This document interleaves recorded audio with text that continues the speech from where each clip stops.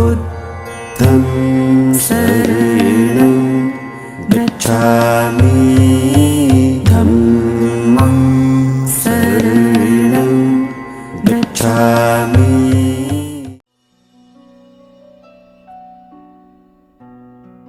नमस्कार साथियों, स्वागत है आप सभी का एक बार फिर से मेरे चैनल द बुद्धा ब्रेन में।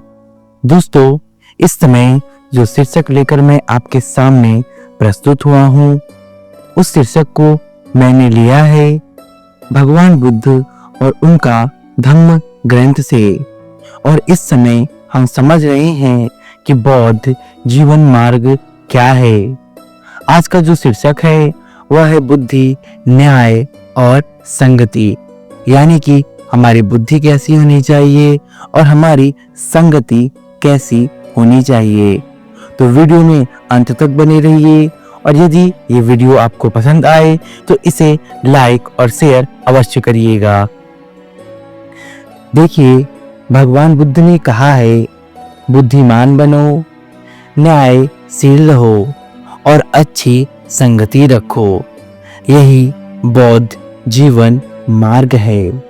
तो बौद्ध जीवन मार्ग क्या है? बौद्ध जीवन मार्ग है कि आदमी बुद्धिमान बने, आदमी सभी चीजों के प्रति न्यायशील रहे और सबसे विशेष बात जो है वो यह है कि आदमी सदैव अच्छी संगति रखे।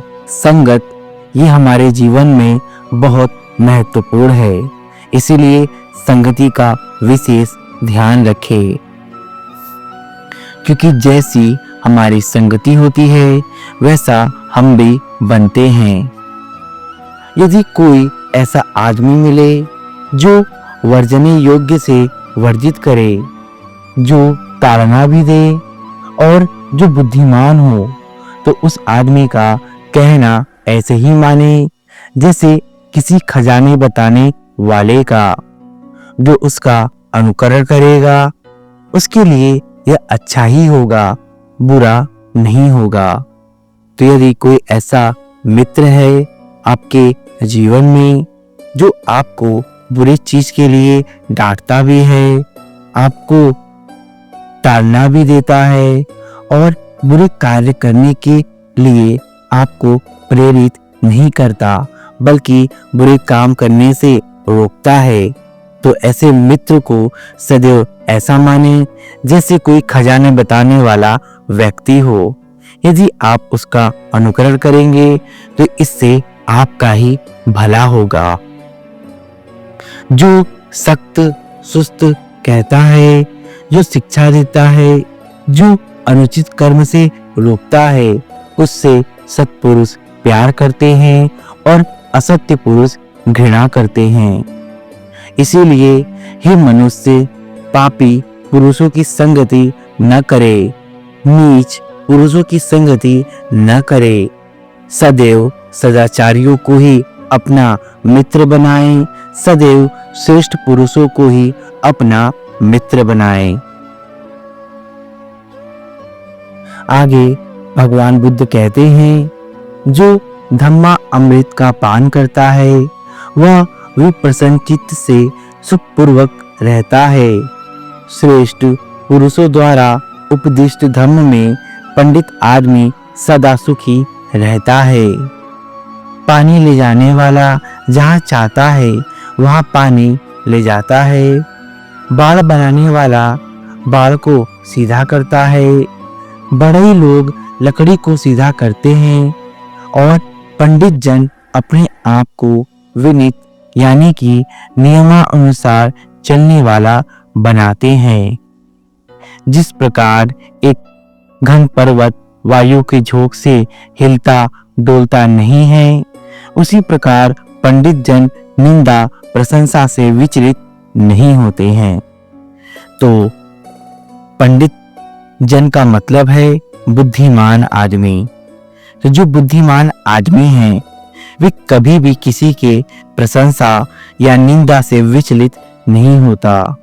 ठीक उसी तरह जैसे कि एक घन पर्वत वायु के झोंके से न हिलता है और न ही डोलता है, इसीलिए अपने चित्त को सदैव शांत रखे, न किसी की प्रशंसा से और न किसी की निंदा से अपने चित्त को विचलित होने दे। यही बौद्ध जीवन मार्ग है और ऐसे आदमी को ही पंडित कहते हैं। आगे बुद्ध कहते हैं, सत्पुरुष सभी परिस्थितियों में सम बने रहते हैं। सत्पुरुष इच्छाओं की तृप्ति के निमित्त कभी मुंह नहीं खोलते। वे सुख या दुख का अनुभव होने पर ऊंचा या नीचा का भाव प्रदर्शित नहीं करते हैं। इसीलिए हे भिक्षुओं, सदैव पाप कर्म से बचो, क्योंकि पाप कर्म सदैव दुख देने वाला होता है। जब तक पाप कर्म पकता नहीं, तब तक मूर्ख आदमी इसे मधु की तरह मधुर समझता है, लेकिन जब पाप कर्म पकता है तब मूर्ख आदमी दुखी होता है और जीवन भर पश्चाताप करता है। जब मूर्ख आदमी पाप कर्म करता है तो वह नहीं जानता है कि मैं पाप कर्म कर रहा हूँ, लेकिन वह आग से जले की तरह अपने पाप कर्म से जलता रहता है। जागने वाले की रात लंबी हो जाती है, श्रांत आदमी का योजन लंबा हो जाता है। इसी तरह सधम्म को न जानने वाले मूर्ख आदमी का जीवन यानी कि आवागमन लंबा हो जाता है। बुद्ध कहते हैं, यदि आदमी को अपने से श्रेष्ठ व अपने समान साथी न मिले तो उसे अकेले ही अपने जीवन पथ पर आगे बढ़ना चाहिए। जैसे कि हाथी जंगल में अकेले ही विचरता है। अकेले रहना कहीं बेहतर है, लेकिन मूर्ख आदमियों की संगति यह अच्छी नहीं है। इसीलिए मूर्ख आदमी की संगति से सदैव बचे। हे भिक्षुओं, जो आदमी हमेशा ऐसा सोचता रहता है कि यह मेरे पुत्र है, यह मेरा धन है, यही सोच सोचकर मूर्ख आदमी दुखी होता है। अरे, जब अपना आप ही अपना नहीं है तो कहां से पुत्र और कहां से धन होगा। जो मूर्ख आदमी अपने को मूर्ख समझता है, उतने अंश में तो वह पंडित ही है। असली मूर्ख वह है जो मूर्ख होकर भी अपने आप को पंडित समझता है।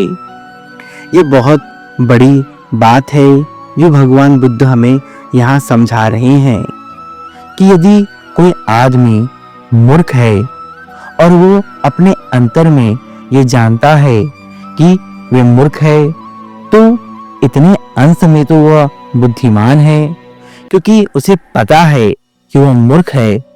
लेकिन जो मूर्ख होकर भी अपने आप को पंडित समझता है, यानी कि ज्ञानी समझता है, तो उससे बड़ा मूर्ख और कोई नहीं है। यदि एक मूर्ख आदमी जन्म भर भी किसी पंडित की संगति करे तो भी वह सधम्म को नहीं जान सकता। जैसे कि कछड़ी दाल के रस को कभी नहीं जान सकती है, लेकिन वहीं कोई मेधावी यदि मुहूर्त भर भी पंडित की संगति करे तो भी वह सधम्म को जान ले सकता है, जैसे कि जीवा दाल के रस को जान लेती है। दुर्मेधा मूर्ख स्वयं अपना शत्रु आप होता है, क्योंकि वह ऐसे पाप कर्म करता है जिनका फल कटु होता है। आगे बुद्ध कहते हैं, उस कार्य का करना अच्छा नहीं है जिसके लिए आदमी को पछताना पड़े और जिसका फल रोते हुए भुगतना पड़े। उस कार्य का करना अच्छा है जिसके कर चुकने के बाद पछताना न पड़े और जिसका फल आदमी को प्रफुल्लित मन से प्रतियुक्त होकर भोगना पड़े। इसीलिए बुद्धिमान आदमी को चाहिए कि बुद्धिमान आदमी सदैव पाप कर्म से विरत रहे, क्योंकि जब तक पाप कर्म पकता नहीं तब तक मूर्ख आदमी उसे मधुर की तरह मधुर समझता रहता है, लेकिन जब पाप कर्म पकता है तब आदमी दुखी होता है।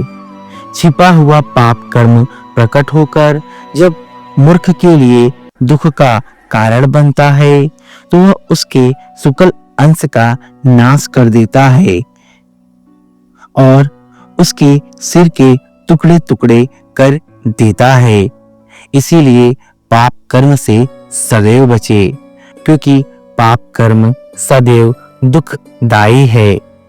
यदि कोई मूर्ख व्यक्ति पाप कर्म करता है और सोचता है कि उसे उसके पाप कर्म के फल नहीं मिलेंगे, तो यह उसकी मिथ्या धारणा है। बुद्ध की यही शिक्षाएं हैं कि सभी तरह के पाप कर्मों से विरत रहो, कोई भी पाप कर्म न करो। अपने चित्त को सदैव अच्छे कार्य में लगाओ और मन और मस्तिष्क की शुद्धता रखो।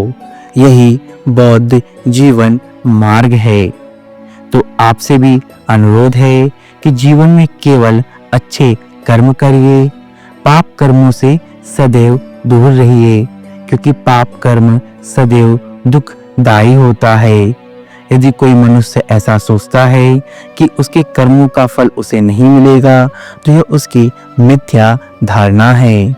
बुद्ध कहते हैं कि जिस प्रकार बैलगाड़ी के पहिए बैल के पीछे पीछे होते हैं, उसी तरह मनुष्य के कर्म साए की तरह सदैव उसके साथ होते हैं। परिस्थिति चाहे जैसे भी हो, मनुष्य को अपने कर्म के फल भुगतने ही पड़ते हैं। इसीलिए कर्म बहुत सोच और समझ कर करिए। जीवन में केवल अच्छे कर्म करने का प्रयास करिए, बुरे कर्मों से विरत रहिए। यही बौद्ध जीवन मार्ग है। मैं आशा करता हूँ कि आपको ये वीडियो पसंद आई होगी और इस वीडियो ने आपका मार्गदर्शन किया होगा।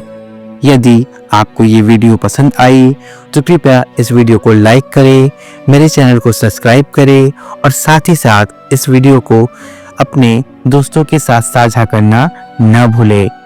मेरे साथ मेरे चैनल द बुद्धा ब्रेन में बने रहने के लिए आप सभी का धन्यवाद।